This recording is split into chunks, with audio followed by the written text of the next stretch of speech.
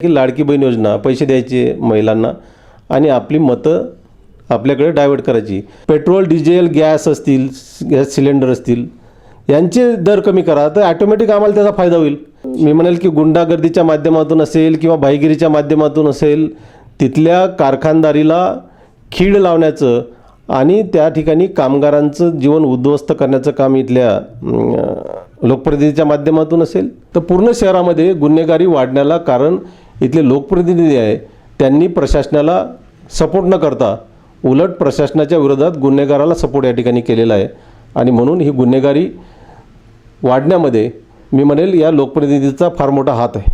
नमो बुद्धाय, जय भीम. मी विकास कडलक. आज आपण थेट पिंपरी विधानसभा या ठिकाणी आहोत. पिंपरी विधानसभेतील नवनिर्वाचित ज्यांना भावी आमदार म्हणून ज्यांचा प्रचार सध्या जोरात चालू आहे आणि येणाऱ्या विधानसभेमध्ये राष्ट्रवादी शरद पवार गटाकडून उमेदवारी मागत आहेत असे इंजिनियर देवेंद्र तायडे आपल्यासोबत आहेत. ते कार्याध्यक्ष आहेत शरद पवार गटाचे आणि सर्वात महत्त्वाचं म्हणजे ते ह्याआधी वंचित बहुजन आघाडीचे देखील शहराध्यक्ष होते. भारिप बहुजन महासंघाचं देखील त्यांनी शहराध्यक्षपद भूषवलेलं आहे. त्यामुळे त्यांच्याकडे जर पाहिलं तर एकंदरीत एक शून्यातून विश्व निर्माण करणारा उमेदवार म्हणून पाहिलं जातं आहे. सध्या एक कोरा चेहरा हा पिंपरी विधानसभा पाहत आहे. काय कशा पद्धतीने पिंपरी विधानसभा ते लढणार आहेत आज आपण त्यांच्यासोबत बोलणार आहोत. जे पिंपरी विधानसभेचं जे तिकीट आहे आता सध्या ते मागत आहेत आणि पिंपरी विधानसभेला तुतारीला जागा सुटणार का ह्यावर देखील प्रश्नचिन्ह एक निर्माण आहे. थेट पाहूयात आणि जाणूयात, त्यांच्यासोबत चर्चा करूयात. जय भीम सर. जय भीम. जय भीम. काय सांगाल, कशा पद्धतीने तुम्ही पिंपरी विधानसभेला सामोरं जाण्याचा प्रयत्न करत आहात आणि कशा पद्धतीने सध्याच्या घडीला तुम्ही पिंपरी विधानसभेकडे पाहत आहात? जय भीम. आत्ताच लॉर्ड बुद्धाचे प्रतिनिधी विकासजी कडलक यांनी परिचय करून देताना सांगितलं की मी पिंपरी विधानसभा राखीव मतदारसंघामध्ये राष्ट्रवादी काँग्रेस पार्टी शरदचंद्र पवार या पक्षाकडनं इच्छुक आहे. आणि ती इच्छुक असण्यामागचं कारण की माझी पार्श्वभूमी जर बघितली, परिचय जर बघितला की मी या शहरामध्ये गेली 26 वर्ष कामाच्या निमित्ताने या ठिकाणी वास्तव्यास आहे. माझं गव्हर्मेंट कॉलेजमधून सिव्हिल इंजिनिअरिंग झालेलं आहे आणि फार मोठा असा अनुभव कामाचा सिव्हिलमधला आणि इन्फ्रास्ट्रक्चरमधला अनुभव आहे. मी भारिप बहुजन महासंघचा शहराध्यक्ष, त्यानंतर वंचित बहुजन आघाडीचा शहराध्यक्ष अशा प्रकारचं एक पुरोगामी चळवळीत, संविधानवादी चळवळीत काम केलेलं आहे. सामाजिक काम फार मोठं या शहरामध्ये आहे. या शहरातले स्लममधले असतील, स्लममधले लोकांचे प्रश्न असतील, त्याचप्रमाणे प्राधिकरण, शाहूनगर, संभाजीनगर अशा प्रकारच्या एक उच्चभ्रू वस्तीतले त्यांचे प्रश्न असतील. हे दोन्ही प्रश्नांची मला जाण आहे आणि त्याच्यामुळं या ठिकाणी या शहराचा समतोल विकास व्हायला पाहिजे. काहीतरी या ठिकाणी बदल चांगल्या पद्धतीनं लोकांमध्ये, लोकांच्या राहणीमान असेल त्याच्यामध्ये जी काही तफावत आहे ती तफावत कमी करण्याच्या दृष्टीनं आणि म्हणून माझं एक टॅगलाईनच आहे की शहराच्या समतोल विकासासाठी, विधानसभेच्या समतोल विकासासाठी मी हे निवडणूक लढवण्याच्यासाठी पक्षाकडे उमेदवारीची मागणी केलेली आहे. सध्या ह्या मागासवर्गीय मतदारसंघामध्ये सध्याचे जे आमदार आहेत ह्या आमदारांनी अशी कोणती कामं तुम्हाला माहिती आहेत की त्यांनी केलेत आणि कोणती कामं त्यांनी केली नाहीत त्याच्यामुळे तुमचा रोष आहे? ज्यावेळेस आपण निवडणुकीला सामोरं जातो आणि लोकांपुढं मतं मागतो आणि ते मतं मागत असताना आपण त्यांना काहीतरी आश्वासन देत असतो की मी या शहरासाठी काय करेल, तुमच्यासाठी काय करेल, अशा पद्धतीचे एक त्यांची हे असतात की आश्वासने देत असतात आणि मग त्या आश्वासनाची पूर्ती तुम्ही निवडून, लोक तुम्हाला त्या पद्धतीने मतदान देतात आणि मतदानाच्या माध्यमातून तुम्ही निवडून आल्यानंतर ती लोक विश्वास ठेवतात तुमच्यावर मतदानाच्या माध्यमातून आणि तुम्ही मग ते विश्वासाला आमदार झाल्यानंतर त्यांच्या विश्वासाला पात्र झाले पाहिजेत. तुम्ही जी आश्वासनं त्या निवडणुकीमध्ये दिलेली आहेत, मग तुम्ही त्यांना घरं देणार आहात, तर कोणाला रोजगार देणार आहात, कोणाला शिक्षणाचं, मुलींच्या शिक्षणाचे त्या ठिकाणी मोफत करणार आहात, किंवा आणखी बरेचसे आहेत की रस्ते चांगले करणार आहेत, कोणी म्हटलं की वाहतूक कोंडी आम्ही सोडवणार आहोत, असे एक नाही आम्ही मुबलक आणि स्वच्छ पाणी देणार आहोत असे आश्वासन देऊन जे आमदार या ठिकाणी झालेले आहेत, एकसुद्धा या ठिकाणी काम असं दिसत नाही की त्यांनी महाराष्ट्र शासनाच्या माध्यमातून भरीव असा निधी आणून जी आश्वासनं दिली होती आणि जी लोकांना अभिप्रेत कामं आहेत, मग या ठिकाणी मग पाण्याचा प्रश्न असेल, महाराष्ट्र गव्हर्नमेंटच्या माध्यमातून सोडवण्यासारखा म्हणतो, पाण्याचा असेल, शिक्षणाचा प्रश्न असेल, किंवा घरांचा प्रश्न असेल, किंवा बेरोजगार जे आमचे तरुण शिकलेले आहेत त्यांचा रोजगाराचा प्रश्न असेल, असे जे मूलभूत प्रश्न आहेत ते त्यांनी काहीसुद्धा सोडलेले नाहीत. त्यांनी जे काही कामं केली ती महानगरपालिकेचे जो काही बजेट आहे त्याच्या माध्यमातून जे कामं होतात त्याचा पाठपुरावा आयुक्तांच्याकडे करायचा आणि ती कामं करून घ्यायची आणि ते सांगायची की ही कामं आम्ही केली. त्या कामाला आम्ही ते कामं समजत नाही. आमदारांची कामं हे महाराष्ट्र शासनाच्या माध्यमातून जी करायला पाहिजे ती सध्याच्या विद्यमान आमदारांनी केले नाहीत आणि म्हणून आमचा त्यांच्यावर, कारण तुम्ही मतं घेतली, लोकांची मतं घेतली आणि मग तुम्ही लोकांची मतं घेत असताना जी त्यांना आश्वासन दिली ती जर तुम्ही पूर्ण करू शकत नसाल तर तुम्ही त्या लोकांची दिशाभूल केलेली आहे, त्या लोकांची तुम्ही फसवणूक केलेली आहे आणि मग दिशाभूल तुम्ही करत असणार, फसवणूक करत असाल तर त्याला जनता माफ करणार नाही. योग्य तो या येणाऱ्या निवडणुकीत ही जनता तुम्हाला धडा शिकवल्याशिवाय राहणार नाही. सध्या महायुती आणि महाविकास आघाडी अशी लढत संपूर्ण विधानसभेला पाहायला मिळणार आहे आणि लोकसभेत देखील पाहायला मिळाली. आपण पाहतोय की शिवसेनेची ताकद पिंपरी विधानसभेमध्ये आपण मागील काही वर्षापासून, अनेक वर्षापासून पाहतोय की शिवसेनेची ताकद आहे ती मागील काही महाविकास आघाडीच्या राजकारणामध्ये तिचा जो फुटीरवाद आपण पाहिला आणि त्याच्यामध्ये दुफळी निर्माण झाली. त्यामुळे यंदा तशीच उद्धव साहेबांची जी ताकद आहे ते पिंपरी विधानसभेवरती तशीच आहे आणि शिंदे गटाची ताकद जरा कमी आहे. त्यामुळे पिंपरी विधानसभेवरती शिवसेनेने जो दावा केलेला आहे की तो मतदारसंघ त्यांना सुटणार, थेट आपण पाहतोय की तसंच महाविकास आघाडीमधून आपण देखील तिकीट मागत आहात.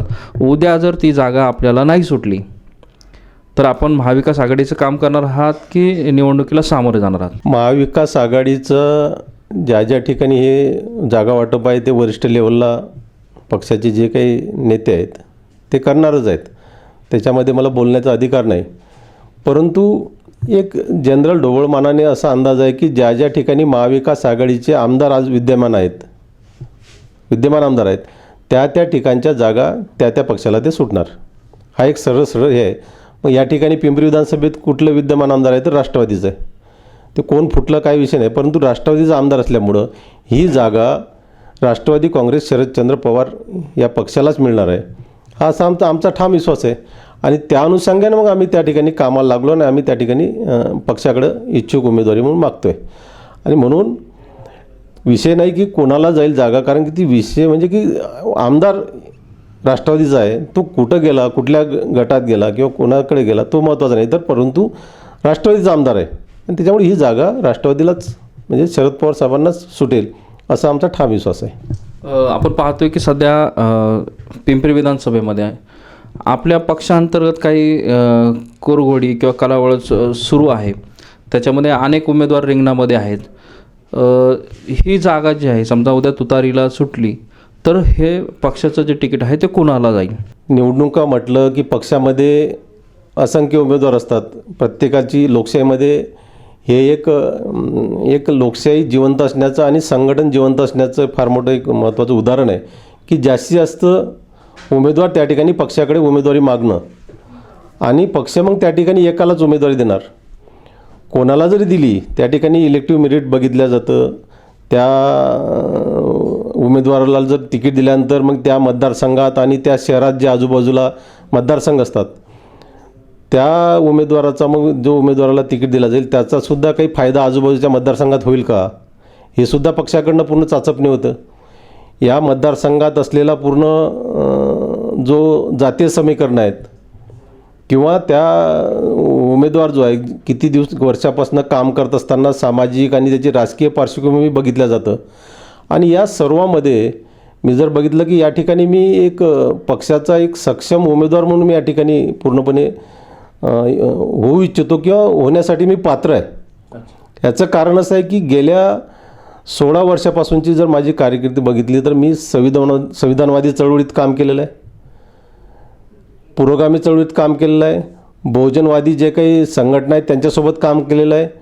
जेवढी आंदोलनं असतील वेगळ्या महापुरुषांच्या विचाराची आंदोलनं, संविधानाच्या रक्षणाची आंदोलनं असतील किंवा महिलांचे असतील किंवा बेरोजगारांचे आंदोलन असतील, शेतकऱ्यांचे आंदोलन असतील, त्या सर्व चळवळीमध्ये मी सक्रियपणे सहभाग घेतलेला आहे आणि त्याच्यामध्ये मी माझी नोंद दाखवलेली आहे. आणि म्हणून हे करत असताना मी आधीच सांगितलेलं की जे भारिप बहुजन महासंघ आणि वंचित बहुजन आघाडी शहराध्यक्ष हे काम करत असताना मी स्लम एरियामध्ये प्रत्येक घरामध्ये मी पोचलेलो आहे. त्यांच्या उमऱ्याच्या आतमध्ये माझं नाव आहे आणि त्यांना काय त्यांच्या समस्या काय आहेत, त्यांच्या अडचणी मी स्वतः जाणून आहे. आणि मी हे करत असताना या पिंपरी विधानसभेच्या बाजूला जे या शहरामध्ये अध्यक्ष असल्यामुळे माझं शहरावर पूर्ण काम होतं, नुसतं एका विधानसभेपुरतं नाही. मग भोसरी विधानसभा असेल शेजारचा आणि चिंचवड असेल त्या ठिकाणीसुद्धा माझं काम आहे. आणि मग माझा या ठिकाणी नक्कीच पक्षाला दोन्ही विधानसभेतसुद्धा फायदा होईल. मी जर उमेदवार असलो तर त्याचा जो हे होतं लोकांच्या मनात की अरे चला आपल्या चळवळीतल्या आणि जो खऱ्या अर्थानं प्रामाणिक चेहरा आहे, जो खऱ्या अर्थानं स्वच्छ चेहरा आहे, स्वच्छ प्रतिमा असलेला उमेदवार जर या ठिकाणी मिळाला तर लोक त्या ठिकाणी स्वतःहून त्या पक्षाकडे आकृष्ट होतात की नाही एक चांगला उमेदवार दिला पक्षाने, आपण या पक्षाला मदत केली पाहिजे. आणि म्हणून माझे या उमेदवारीचा पिंपरी विधानसभेत जर उमेदवारी मला मिळाली तर दोन्ही जे भोसरी आणि चिंचवडमध्ये सुद्धा माझ्या या उमेदवारीचा त्या अन्य उमेदवारांना फायदा होईल पक्षाच्या. आणि म्हणून मलाच ही उमेदवारी मिळेल याची मला खात्री आहे. थेट तुमची लढत कोणासोबत होईल आणि तुम्हाला कोणाचा फटका बसू शकतो असं तुम्हाला वाटतंय? थेट माझी लढत इथे राष्ट्रवादी अजित पवार पक्षासोबत होईल. उमेदवार कोण असं आम्हाला माहीत नाही, त्यांचा उमेदवार ठरवण्याचा अधिकार त्यांना आहे.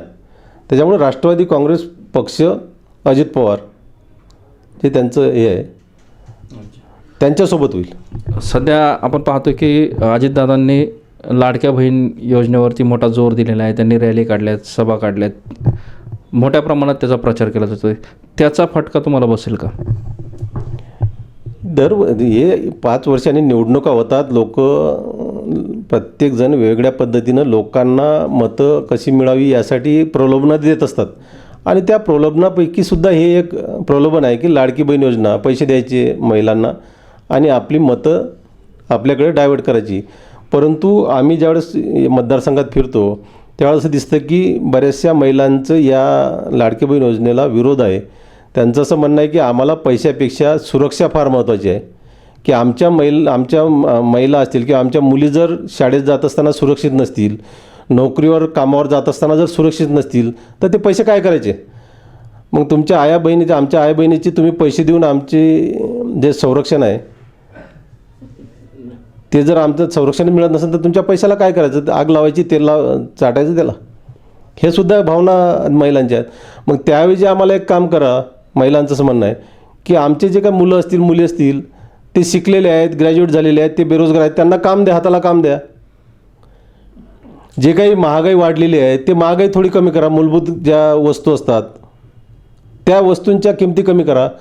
पेट्रोल, डिझेल, गॅस असतील, गॅस सिलेंडर असतील यांचे दर कमी करा, तर ॲटोमॅटिक आम्हाला त्याचा फायदा होईल. उलट त्यापेक्षा 1,500पेक्षा जास्त आम्हाला त्याचा फायदा होईल. हे तर आम्हाला फक्त 1,500 मिळतील, परंतु हाताला जर काम मिळालं, कुठलं काय असे ना, जो रोजगार मिळाला, शिक्षण घेऊन जर आज बेरोजगार असेल आमचा घरातला मुलगा किंवा आमची मुलगी तर काय उपयोग.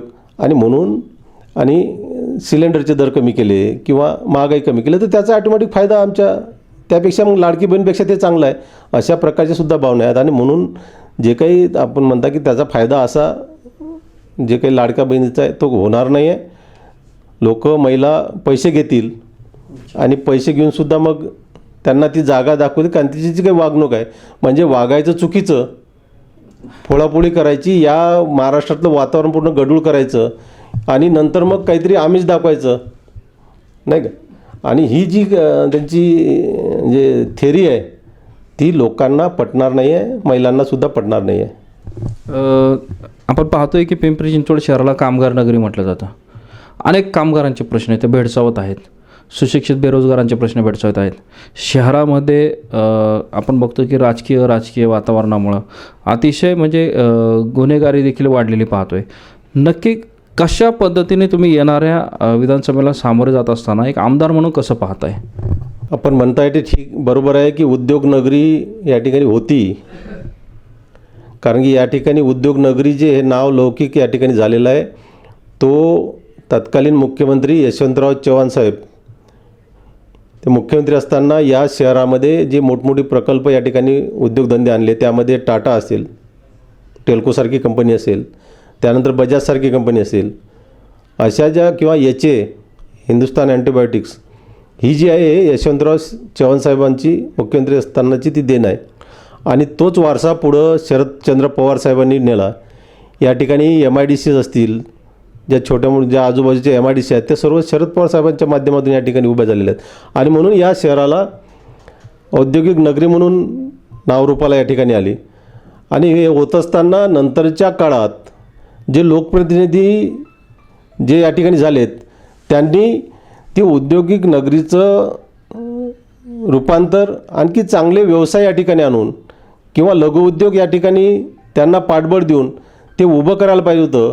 परंतु तशा पद्धतीनं जर ते न करता या इथल्या लोकप्रतिनिधींनी कामगारांना नेस्तानाबूत करण्याचं त्या ठिकाणी जे काही मी म्हणेल की गुंडागर्दीच्या माध्यमातून असेल किंवा भाईगिरीच्या माध्यमातून असेल, तिथल्या कारखानदारीला खीळ लावण्याचं आणि त्या ठिकाणी कामगारांचं जीवन उद्ध्वस्त करण्याचं काम इथल्या लोकप्रतिनिधीच्या माध्यमातून असेल किंवा इथल्या सरकार जे मधल्या काळात झाली, गेल्या 10-15 वर्षात जे काही बदल झाले आहेत सरकारांमध्ये, त्यामुळं फार मोठी या शहराला उतरती कळा औद्योगिक नगरीला लागलीत.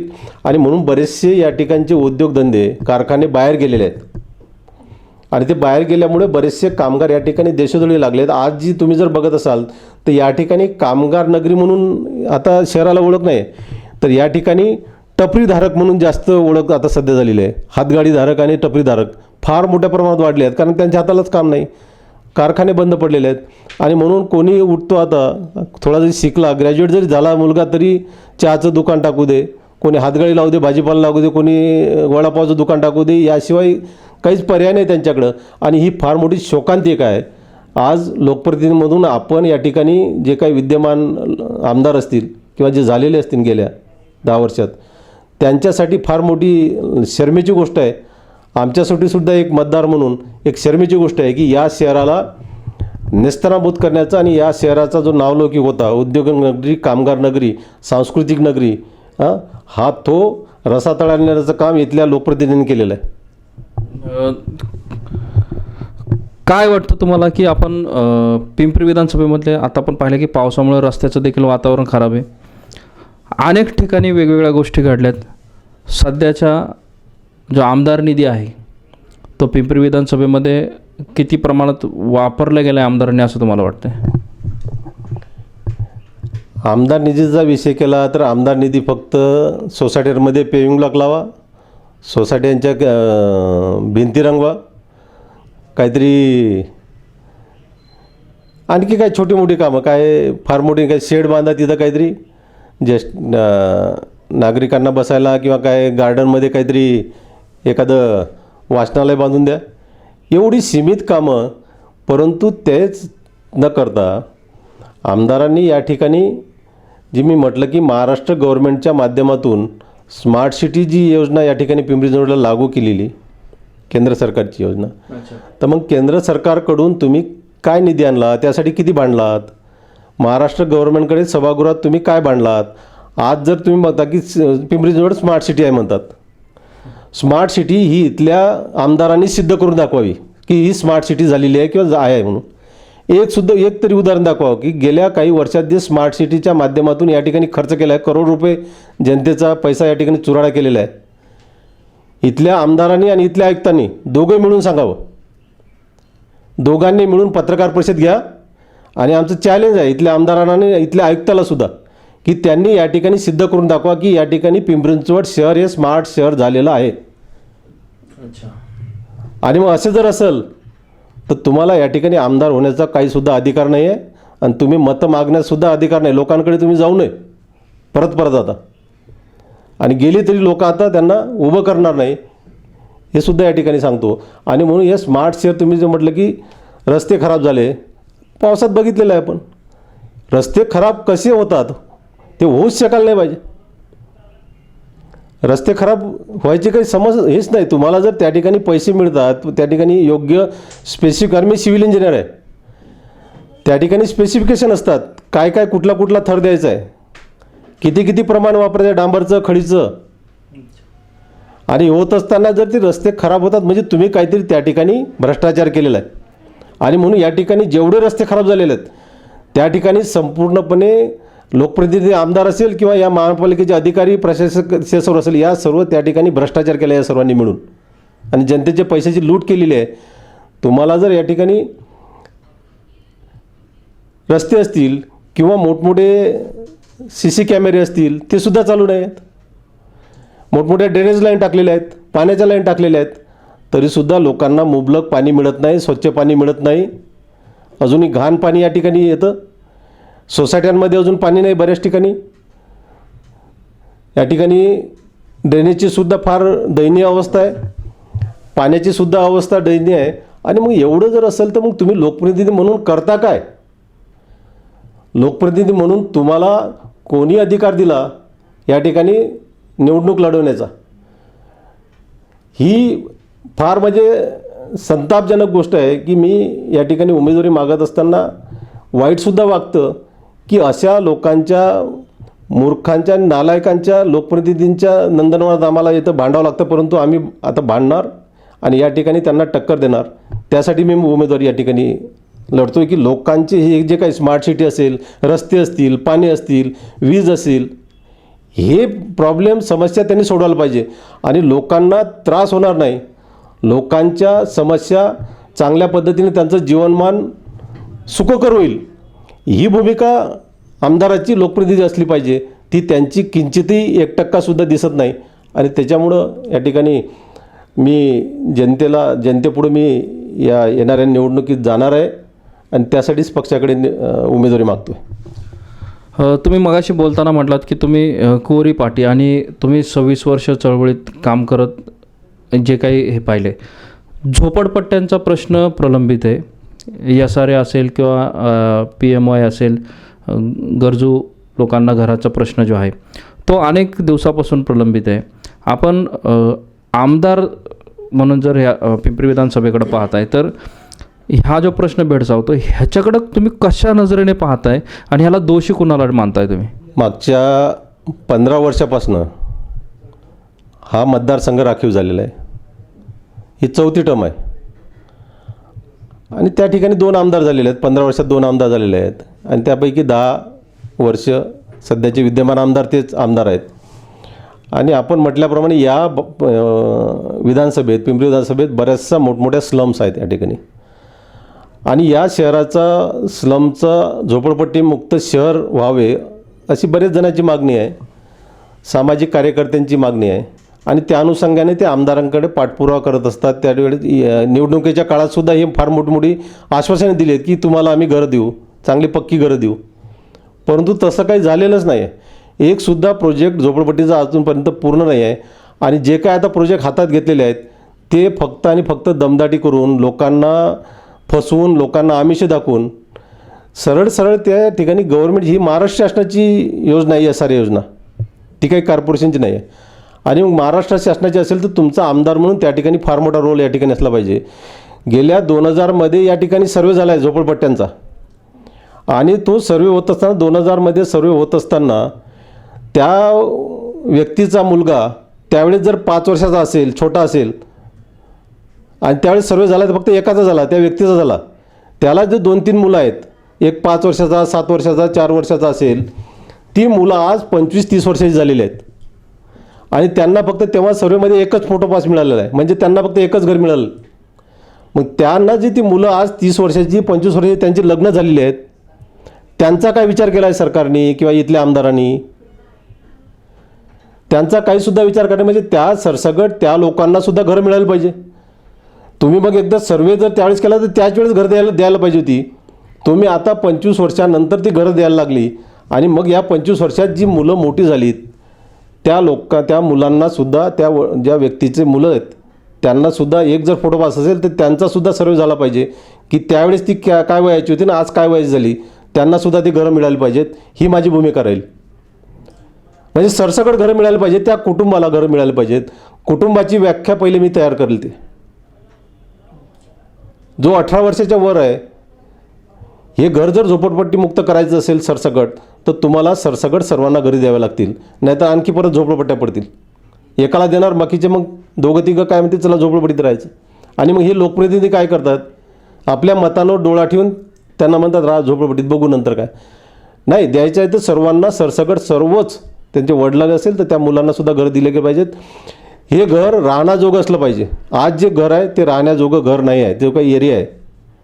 आणि मग माझा पाठपुरावा असेल आणि आमची मागणी असेल की आजचं घर जे आहे, आज जे स्क्वेअर फूट आहे ते कमी आहे. त्या ठिकाणी एका कुटुंबाला राहण्याजोगं घर नाही, कमीत कमी 500 स्क्वेअर फुटाचं घर ते मिळालं पाहिजे. ही आपली भूमिका असेल स्पष्टपणे आणि ते आम्ही ते करून घेणार. तेवढं कारण मी सिव्हिल इंजिनिअरिंग या क्षेत्रात असल्यामुळं कुठनं ते बजेट असतात आणि कुठनं ते संमत करून आणायचे, मग केंद्रापासून तर राज्यापर्यंत ते बजेट संमत करून आणि डेव्हलपमेंटसाठी, हाऊसिंग डेव्हलपमेंटसाठी ज्या ज्या या ठिकाणी यंत्रणा आहेत सरकारच्या, त्या पूर्णपणे त्यांचा वापर करून इथल्या पिंपरी विधानसभेतल्या प्रत्येक नागरिकाला, स्लममध्ये राहणाऱ्या नागरिकाला जो आज 18पेक्षा मोठा आहे, त्याचं वय झालेलं आहे, त्या सर्वांना सरसकट घरं दिल्या जातील आणि आत्ताच्यापेक्षा मोठी 500 स्क्वेअर फुटाची घरं दिली जातील. ही सुद्धा माझी भूमिका या ठिकाणी आहे.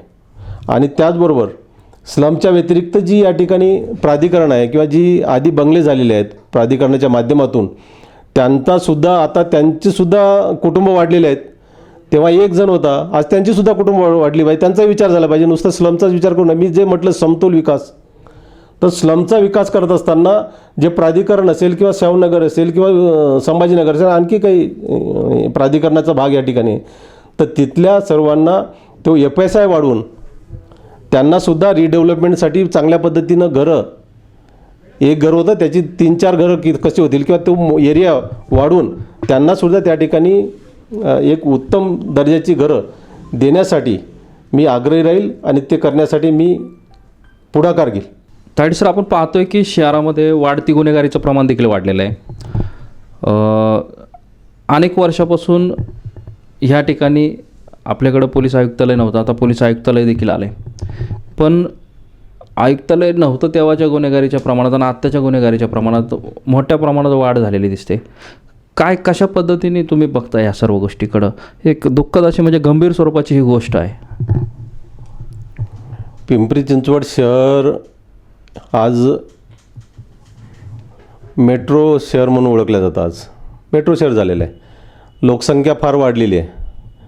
म्हणजे गेल्या जर 20 वर्षात 25 वर्षात बघितलं तर कितीतरी झपाट्यानं हे शहर वाढलेलं आहे.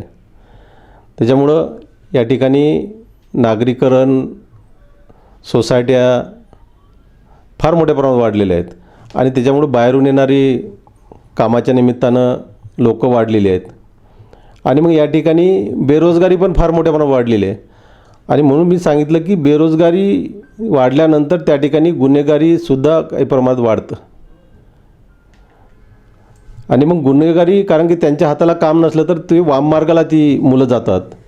त्यातली काही सर्वच जात नाही, परंतु जी जातात ती वाममार्गाला गेल्यानंतर ते गुन्हेगारी वाढतं. आणि म्हणून गुन्हेगारी वाढल्यानंतर या ठिकाणी पिंपरी चिंचवड शहर एवढं मोठं झाल्यानंतर त्या ठिकाणी आयुक्तालय या ठिकाणी आलं, त्याची गरज या ठिकाणी शहराला वाटली.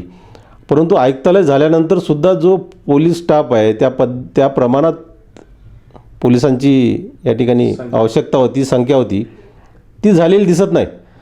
आणि त्याच्यामुळे ते कमी पडतं आहे. जे गुन्हेगारीच्या प्रमाणात किंवा लोकसंख्येच्या प्रमाणात पोलीस यंत्रणा ही कमी आहे, पोलिसांची संख्या कमी आहे. ते सुद्धा एक फार मोठं कारण या ठिकाणी आहे. आणि त्याचबरोबर दुसरं कारण असं आहे की इथले लोकप्रतिनिधी आणि पोलीस प्रशासन यांचा एकमेकाला पूरक असं, एकमेकात ताळमेळ असायला पाहिजे होता. ते एकमेकाला मदतशीर असायला पाहिजे होते, परंतु ते होताना दिसत नाही. तर उलट या ठिकाणी लोकप्रतिनिधी जे आहेत तेच गुन्हेगारीला हवा देतात असं दिसतं, गुन्हेगारीला पाठबळ देतात असं दिसतं आहे. पोलीस प्रशासनाला त्यांचं काम करून देता ते आम्ही कसे लोकप्रतिनिधी आणि आम्हीच या ठिकाणचे राजे असल्यासारखं आविर्भावात ते वागतात आणि ते गुन्हेगारी वाढवण्यासाठी तेच कारणीभूत आहेत की काय, अशा प्रकारच्या जनतेमध्ये आज मत या ठिकाणी निर्माण झालेलं आहे. कारण की गेल्या काही वर्षात जर बघितलं तर ती जनता बघते पोलीस प्रशासन त्या लोकप्रतिनिधीपुढं हतबल आहे की काय. त्यांना माझं असं म्हणणं आहे की पोलीस प्रशासनाने सर्वसामान्य नागरिक असो किंवा लोकप्रतिनिधीचा कुठलाही नातेवाईक असो त्यांना समान हे द्यायला पाहिजे, दंड द्यायला पाहिजे, समान त्यांच्यावर कारवाई करायला पाहिजे. पण तसं होताना दिसत नाही आणि म्हणून ती गुन्हेगारी लोकप्रतिनिधींच्या माध्यमातून जास्त वाढलेली आहे या शहरामध्ये, पूर्ण शहरामध्ये, नुसतं विधानसभेत नाही तर पूर्ण शहरामध्ये गुन्हेगारी वाढण्याला कारण इथले लोकप्रतिनिधी आहे.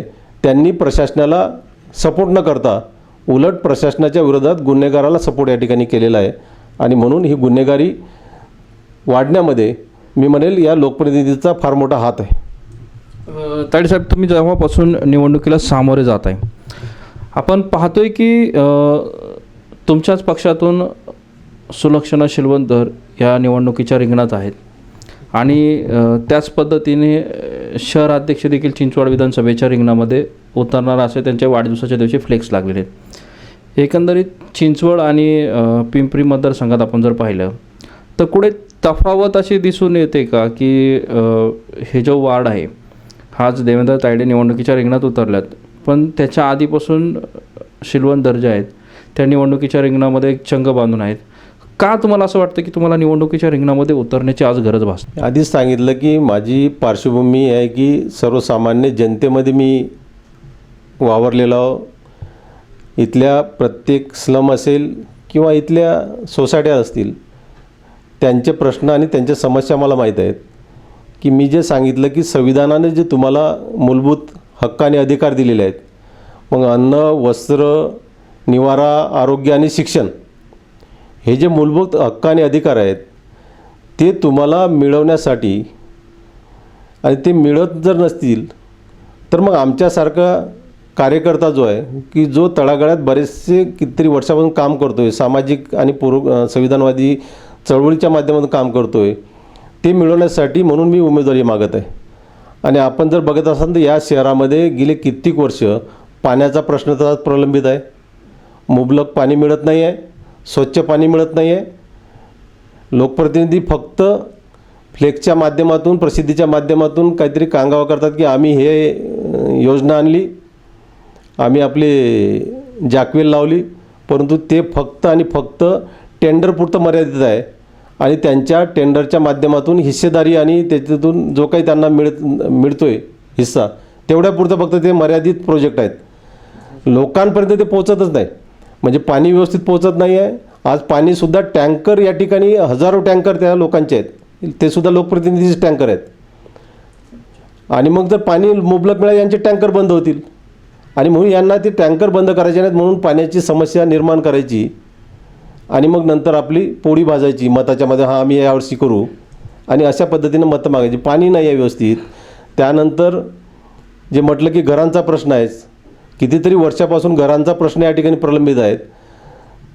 पंतप्रधान जर म्हणतात की तुमच्या म्हणजे डोक्यावर छत असेल प्रत्येकाच्या 2022लाच देणार होते, ते त्यांच्याशी ही होती, घोषणा होती, पण 2022पर्यंत काहीच नाही. तुम्ही जर बघत असाल तर जे काही 20-25 वर्षापूर्वी या शहरातले स्लमचा प्रश्न होता तो आजही आहे. आणि म्हणून फक्त ही मोदींपासून समजा सेंट्रल गव्हर्नमेंटपासून तर खालपर्यंत जर फक्त वल्गना करत असतील आणि लोकांची जर दिशाभूल करत असतील, फक्त आणि फक्त आम्हीच दाखवत असतील, त्याच्यावर काहीसुद्धा इम्प्लिमेंट करत नसतील, तर अशा लोकप्रतिनिधींच्या विरोधात उभं राहणं आणि जनतेला खऱ्या अर्थानं त्यांना न्याय देणे संविधानिक मार्गाने. अन्न, वस्त्र, निवारा जे म्हटलं मी, वस्त्र अन्न असेल, तुम्ही त्यांच्या हाताला काम द्या, रोजगार द्या, ते त्यांचं अन्न स्वतः मिळवून घेतील, स्वतः वस्त्र ते निर्माण करतील, त्यांचं वस्त्र विकत घेतील आणि म्हणून तुम्ही जर त्याला रोजगार दिला तर अन्न वस्त्राचा समस्या सोडवल्या जाईल. शिक्षणाचा विषय, शिक्षणसुद्धा या ठिकाणी दर्जेदार शिक्षण झालं पाहिजे. महानगरपालिकेच्या शाळा या ठिकाणी आहेत, परंतु त्याचबरोबर महाराष्ट्र शासनाच्या शाळा का इथं येत नाहीत? महाराष्ट्र शासनाची एकसुद्धा शाळा नाही. कॉर्पोरेशन आहे म्हणून ठीक आहे, परंतु लोकप्रतिनिधींनी त्या ठिकाणी आग्रह करावा की मला या ठिकाणी महाराष्ट्र शासनाची शाळा चांगली पाहिजे, कॉलेज चांगलं पाहिजे. मग या ठिकाणी लोकप्रतिनिधी करायला पाहिजे. त्यांच्याच खाजगी शाळा आहेत. त्यांच्या खाजगी शाळा, मग तोच विषय आहे ना की गोरगरिबांचं शिक्षण हे महागडं झालेलं आहे. गोरगरीबच नाही तर आज नोकरदारसुद्धा खाजगी शाळेत आपल्या मुलाला टाकू शकत नाही आहे. आणि महापालिकेच्या शाळांमध्ये शिक्षण चांगलं नाही आहे, त्यांचं लक्ष नाही आहे. इथल्या आयुक्तांपासून तर लोकप्रतिनिधींचंसुद्धा लक्ष नाही आहे. ते शिक्षण दर्जेदार नाही आहे. आमचं असं म्हणणं आहे की आमची मागणी पण होती की जे कॉर्पोरेशनच्या शाळामध्ये शिक्षक शिकवतात त्या ठिकाणी तुम्ही असा GR तयार करा की त्या शिक्षकांनी त्यांच्या मुलाला त्या आपल्या महापालिकेच्या शाळेतच टाकावं, म्हणजे ते व्यवस्थित शिकवतील. नाहीतर ते महापालिकेच्या शाळेत शिक्षक आणि त्यांची मुलं खाजगी शाळेत, हे चालणार नाही. हे चुकीचं आहे. तुम्ही टाका ना. तुम्हाला जर शाळा, तुम्हाला तुमचं रोजीरोटी त्या ठिकाणी चालतं आहे, तुम्ही शिक्षक त्या शाळेत आहेत, तर तुमच्या मुलाला टाका आणि चांगलं शिक्षण त्या ठिकाणी द्या. बाकीची मुलं चांगले शिकतील. ही जी तफावत आहे याच्यावर काहीतरी बदल होण्याची गरज आहे आणि त्यासाठी मला ती उमेदवारी मी मागतोय. त्याचप्रमाणे या ठिकाणी IIT IIM सारखं झालं पाहिजे. मुंबईसारखं का IIT इथं होत नाही? कारण मेट्रो सिटी झालेली आहे आता. एक तरी IIT या ठिकाणी झाली पाहिजे. ते IIT आणण्याचं काम लोकप्रतिनिधीचं आहे, ते काही नगरसेवकाचं नाही किंवा कॉर्पोरेशनचं नाही आहे. IIT झाली पाहिजे, IIM झालं पाहिजे. करा तुम्ही, पण नाही केलं तुम्ही इतक्या वर्षात. आणि म्हणून आमच्यासारखी पुढे येऊन त्या ठिकाणी उमेदवारी मागतोय की या माध्यमातून जर मी उमेदवार या ठिकाणी पक्षाचा असलो आणि जर आमदार झालो तर नक्कीच या ठिकाणी IIT पण असेल काही दिवसात, IIMसुद्धा असेल. त्याचबरोबर या ठिकाणी गव्हर्नमेंट मेडिकल कॉलेजसुद्धा असतील, गव्हर्नमेंट इंजिनिअरिंग कॉलेजसुद्धा असेल. ते कसे आणायचे ते आम्ही करू, कारण त्याचा अभ्यास पूर्ण माझ्याकडे आहे. तायडे साहेब, ह्यालाच जोडून एक प्रश्न आहे की उद्याचं भविष्य आपण विद्यार्थ्यांमध्ये बघतोय, पण विद्यार्थ्यांच्या याच्यात हे खाजगी शाळांचं प्रमाण वाढले, त्याच्यावरती रोख कुणाचा नाही आहे. आणि आपण एकीकडं पाहतोय की एकीकडं आरक्षण दिलं जातं आहे, एकीकडं आरक्षण द्यायचं आणि एकीकडं खाजगीकरण वाढवायचं. ह्या आरक्षणाचा फायदा नक्की कोणाला होणार आहे? आरक्षणामध्ये त्यामुळे आमची अशी मागणी आधीपासून सुद्धा आहे की आता गव्हर्नमेंटच्या नोकऱ्या फार कमी आहेत किंवा ज्या आहेत त्यासुद्धा ते भरत नाहीत प्रामाणिकपणे. त्यांची सरकारची मानसिकता असली पाहिजे की त्या बॅकलॉग जो आहे SC ST असतील किंवा जो काही OBCचा बॅकलॉग आहे तो प्रामाणिकपणे भरला पाहिजे. परंतु तो भरत नाही. उलट त्या शाळा खाजगी किंवा कुठलेही डिपार्टमेंट जे असतील ते खाजगी किंवा कंत्राटीच्या माध्यमातून भरतात.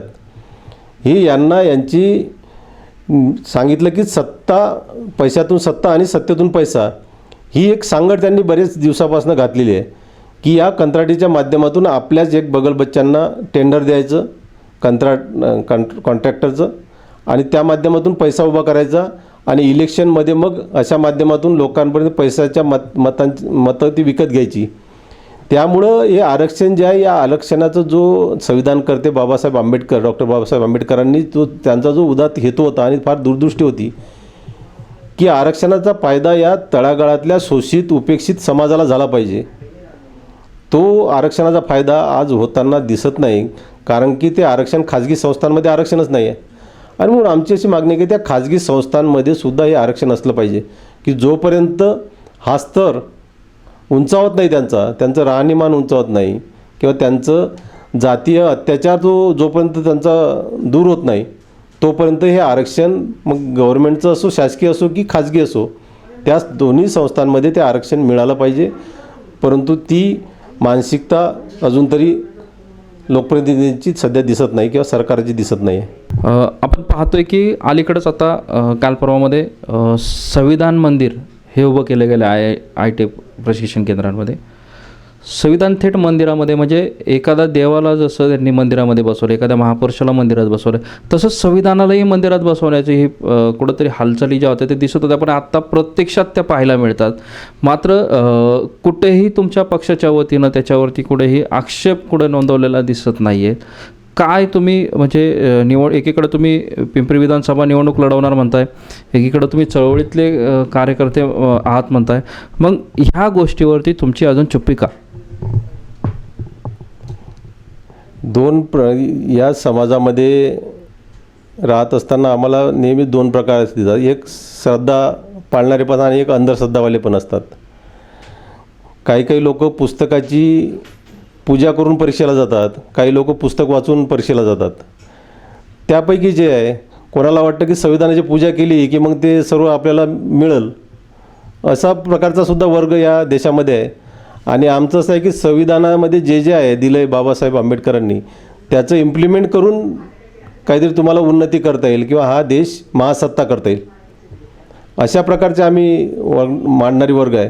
आणि म्हणून मी जे म्हटलं की एखादी जर पुस्तकची पूजा करून जर परीक्षेला जात असेल तर आम्ही कशाला त्याच्या भानगडीत पडूया.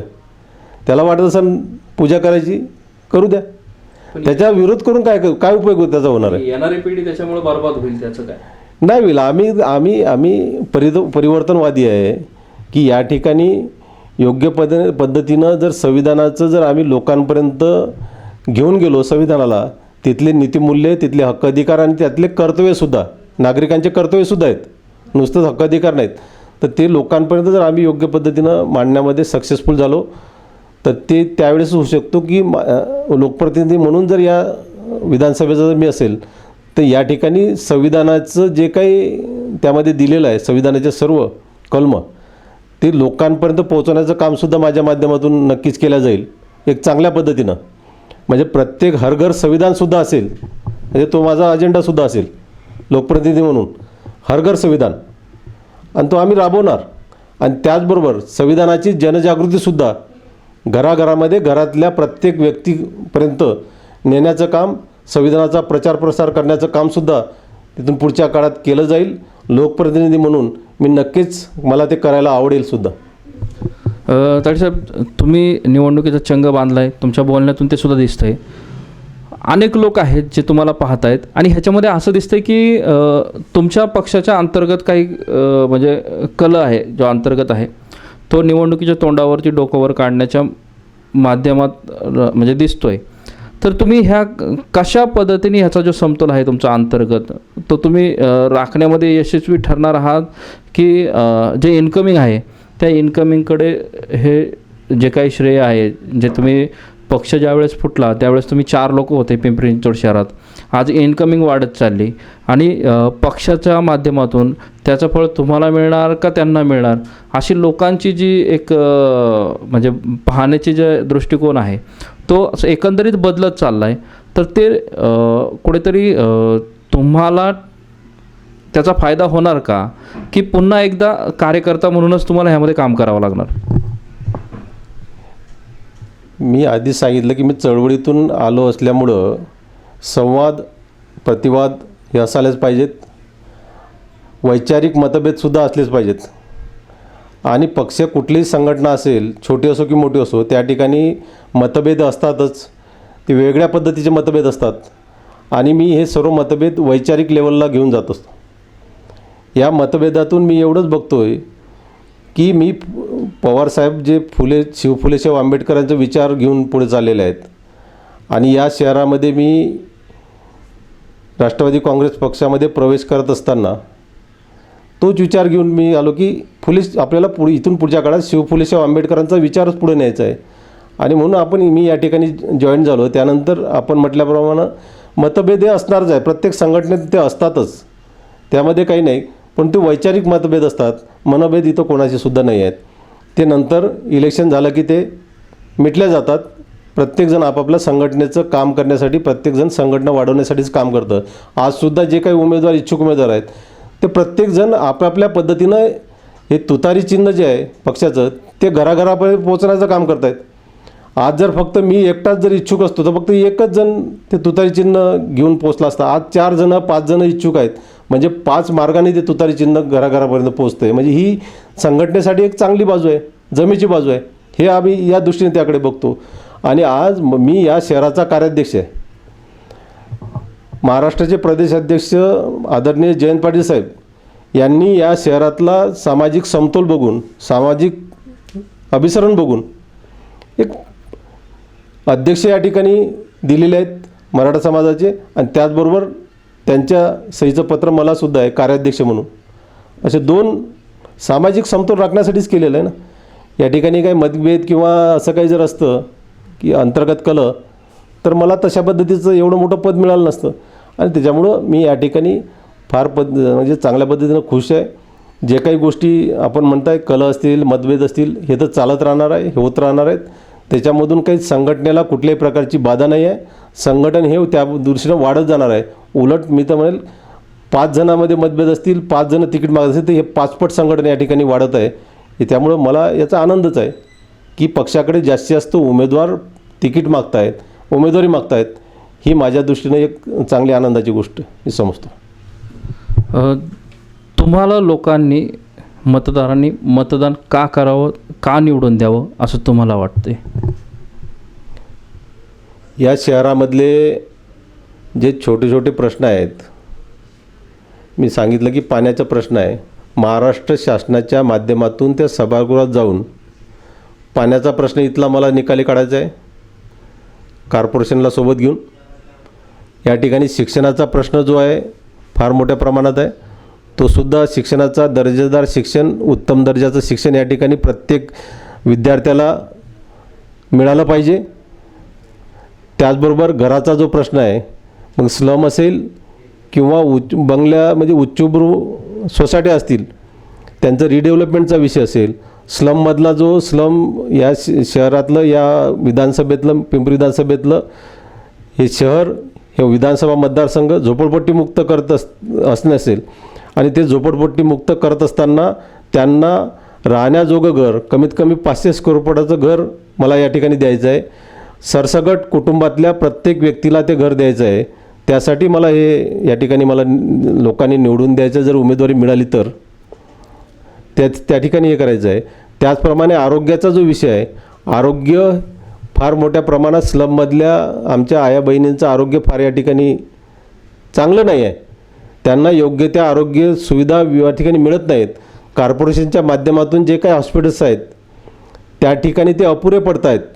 लोकसंख्या फार जास्त आहे, ते हॉस्पिटल अपुरे पडतात. तर मग महाराष्ट्र शासनाच्या माध्यमातून हॉस्पिटल उभी करणं या ठिकाणी औंधला ज्या पद्धतीनं आहे, आणि पूर्ण मल्टी स्पेशालिटी हॉस्पिटल या ठिकाणी महाराष्ट्र गव्हर्नमेंटच्या माध्यमातून उभी करणं हा माझा मानस या ठिकाणी असणार आहे, जर लोकप्रतिनिधी जर झालो तर. आणि बेरोजगाराच्या संदर्भात जे लघुउद्योग या ठिकाणाहून गेलेले आहेत, फार मोठे लघुउद्योगांमुळं आपल्या मुलांना रोजगाराच्या संधी उपलब्ध व्हायच्या. कारखानदारी जी आहे, कारखानदी परत या ठिकाणी उभी करणं, उद्योगधंदे उभे करणं, आणि लघुउद्योगाच्या माध्यमातून बेरोजगारांना या ठिकाणी रोजगार उपलब्ध करून देणं, ही सुद्धा माझा या ठिकाणी अजेंडा असणार आहे. त्या अजेंड्यावर असणार आहे. या सर्व बाबींसाठी खास करून मला उमेदवारी हवी आहे, आणि मला या ठिकाणी जनतेच्या प्रश्न सोडवण्यासाठी सभागृहात जायचं आहे. सध्याचं वातावरण जे आहे, आता सध्या निवडणूक तोंडावर आहेत, आणि एकीकडं वन वोट वन नेशनचा एक एल्गार केंद्रातून काढला जातो आहे. काय तुम्ही कशा पद्धतीने त्याकडं पाहताय? प्रत्येक या ठिकाणी राजा झाल्यानंतर, राजाच म्हणेल मी त्याला, प्रत्येकाला वाटतं की माझ्या कारकिर्दीमध्ये काहीतरी वेगळं करावं, आणि ते त्या दृष्टीने प्रयत्न करत असतात. परंतु पूर्ण जर या भारताचा जर भौगोलिक विचार केला, आणि इथल्या विविधतेने नटलेला हा भारत देश आहे, या ठिकाणी नद्यांपासून, डोंगरदऱ्यांपासून, पर्वतरांगांपासून वेगवेगळे या ठिकाणी हे भूभाग या ठिकाणी आहे. भौगोलिक परिस्थिती जर बघितली तर ते फार असं काश्मीरसारखं खोरं आहे. या ठिकाणी मोठमोठे पर्वतरांगा, हिमालयासारख्या पर्वतरांगा आहेत. आणि हे होत असताना या ठिकाणी जे गेल्या कितीतरी वर्षापासून वेगवेगळ्या कालावधीमध्ये त्या निवडणुका होतात, आणि त्या निवडणुका एका वेळेस घेणं सध्या तरी मला ते अशक्य वाटतं, कारण की गॅप फार मोठा आहे. मग राष्ट्रपती राजवट लावणं असेल तर तुम्ही आधी घेतल्या तर ठीक आहे, पण नंतर लावायचं असेल 5 वर्षाच्या आधीच जर त्यांना नंतर घ्यायचं असेल तर त्या ठिकाणी राष्ट्रपती राजवट लावला असतं. हे सर्व करत असताना ते राष्ट्रपती कशा पद्धतीनं कारभार करतील, कोणी जर या ठिकाणी हुकुमशाह तयार झाला तर ते नाही सोडलं त्यामुळे फार त्याच्यामध्ये गुंतागुंत फार मोठी होणार आहे.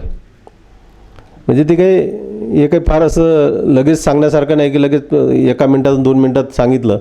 परंतु जे आता सध्या चालू आहे की बाबासाहेबांनी जे सांगितलं होतं याच्यामध्ये संविधानाच्या माध्यमातून, हे 5 वर्ष होण्याच्या आधी त्या लोकप्रतिनिधी जे असते, मग खासदार असो की आमदार असो, यांचा टर्म संपण्याच्या आधी, कालावधी संपण्याच्या आधी त्या निवडणुका झाल्या पाहिजेत. ही फार महत्त्वाची अट आहे. ते तुम्ही कंटिन्यू तसंच चालू ठेवा. One nation vote election, one election one nation, गरज काय आहे, कशासाठी? त्या भागातल्या शेवटी जर महाराष्ट्र विचार केला तर वन महाराष्ट्र वन इलेक्शन म्हणजे त्यावेळी एका वेळेस होतात. तुम्ही देशाचा काय एवढा विचार करताय? आणि त्याच्यामुळे त्रास होण्याचं काही कारण नाही की सारख्या इलेक्शन चालू आहेत असं लोकांना दिसतं, किंवा खर्च जो व्हायचा आहे तो होणारच आहे. यंत्रणा जी आहे ती यंत्रणासुद्धा कमी पडणार आहे. एका वेळेस जर घेतली, आत्ताच यंत्रणा कमी पडते आपल्याला. महाराष्ट्र आताच जर आपण लोकसभेचं बघितलं तर 7 टप्प्यामध्ये ते इलेक्शन घ्यावं लागलं. मग तुम्ही जर म्हणता की वन नेशन वन इलेक्शन, तर एका वेळेस का नाही घेतले मग लोकसभेचे इलेक्शन? तुमच्याकडे जर ती यंत्रणा होती तर एकाच टप्प्यात घ्यायला पाहिजे होती, एकाच तारखेला सर्वच भारताचे. मग आम्ही मान्य केलं असतं की तुम्ही घेऊ शकता. मग ते 7 टप्प्यात घेण्याचं कारण काय? त्यामुळे त्याच्यावरूनच दिसलं की सीतावरून भाताची परीक्षा. लोकसभेच्या इलेक्शन जर तुम्ही एका टप्प्यात घेऊ शकत नाही, 7 टप्पे तुम्हाला करावं लागतात, तर पूर्णच्या पूर्ण राज्यांच्या इलेक्शन्स, पूर्णच्या पूर्ण जिल्हा परिषदेच्या इलेक्शन, पूर्णच्या पूर्ण तुमच्या महानगरपालिका इलेक्शन, तुमच्या पंचायत समिती इलेक्शन, खालपर्यंत ग्रामपंचायत इलेक्शन, ह्या कशा काय शक्य आहेत?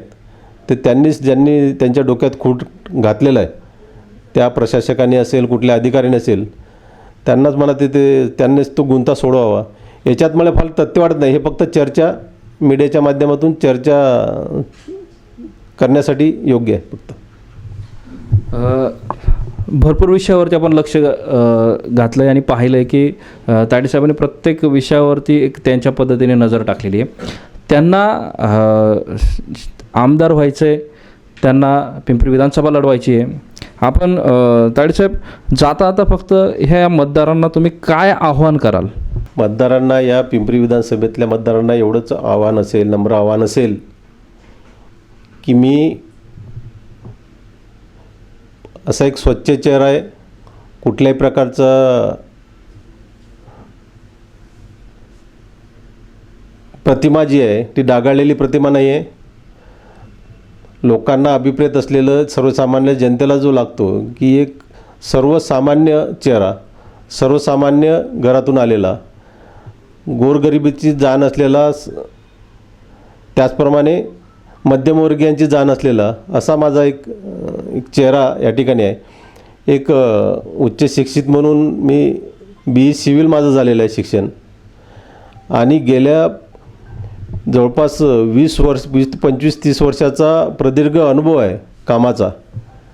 आणि काम करत असताना माझे सक्षमपणे या शहराचं बघण्याचा दृष्टिकोन आहे तो सर्वसमावेशक आहे आणि समतोल असा माझा बघण्याचा दृष्टिकोन आहे की सर्वांकडं सर्वांचं हित जपल्या गेलं पाहिजे. सर्वांचं या ठिकाणी प्रश्नांची जे काही जाण आहे ते करत असताना ती सर्वांना समान न्याय देण्यासाठी, सर्वांना न्याय देता आला पाहिजे, या दृष्टीचा जो चेहरा लोकांना अभिप्रेत आहे. लोकांना जे काही दैनंदिन त्यांच्या वागण्या बोलण्यामध्ये, कामामध्ये, त्यांच्या नोकरी धंद्यामध्ये ज्या काही अडीअडचणी असतात त्या छोट्या मोठ्या असतात, त्या सोडवण्यासाठी माझा जो चेहरा आहे तो मी या ठिकाणी नक्कीच त्यांना फायदेशीर ठरेल. आणि म्हणून माझं नम्र आव्हान जनतेला आहे की मी इथून पुढच्या काळात जर मला पक्षाने उमेदवारी दिली तर आपण मला नक्कीच आपल्या मताच्या रूपाने आशीर्वाद द्याल, एवढी माफक अपेक्षा आपल्याकडनं करतो. आपण पाहिलं की पिंपरी विधानसभा ज्याच्याकडे संपूर्ण शहराचं लक्ष लागलेलं आहे, अनेक उमेदवार आहेत जे या रिंगणामध्ये उतरतात आणि अनेक उमेदवारांनी आपला चंग बांधलेला आहे. आपण पाहतोय की पिंपरी विधानसभा ही जोरदार रंगतदार ठरणार आहे असंच आपण अनेक उमेदवारांसोबत अनेक भोसरी असेल, चिंचवड असेल, इतर विधानसभा क्षेत्र असेल, अनेक ह्या आगामी निवडणूक लढण्यासाठी भावी उमेदवार असतील किंवा सध्याचे आमदार असतील, ह्यांच्याशी आपण हितगुज करणार आहोत, चर्चा करणार आहोत. तोपर्यंत आपण ह्या ठिकाणी तुर्तास थांबूया. मी विकास कडलक आपल्यासोबत अनेक राजकीय गप्पा ह्या लॉर्ड बुद्धा टी व्हीच्या माध्यमातून घेऊन येणार आहोत. ह्या गप्पा माझ्यासोबत ऐकण्यासाठी, ह्या कार्यक्रम पाहण्यासाठी आपण थेट आपल्या अँड्रॉइड मोबाईलवरती लॉर्ड बुद्धा टी व्ही चॅनलचा बुद्धा प्ले ॲप डाउनलोड करून आपण आपला मोबाईलवरती लॉर्ड बुद्धा टी व्ही पाहू शकता. तोपर्यंत आज आपण ह्या ठिकाणीच थांबूयात. पुन्हा एकदा अनेक दुसऱ्या उमेदवारांसोबत आपण भेटणार आहोत. तोपर्यंत तुर्तास या ठिकाणी थांबतो. मी विकास कडलक, लॉर्ड बुद्धा टी व्हीसह. जय भीम.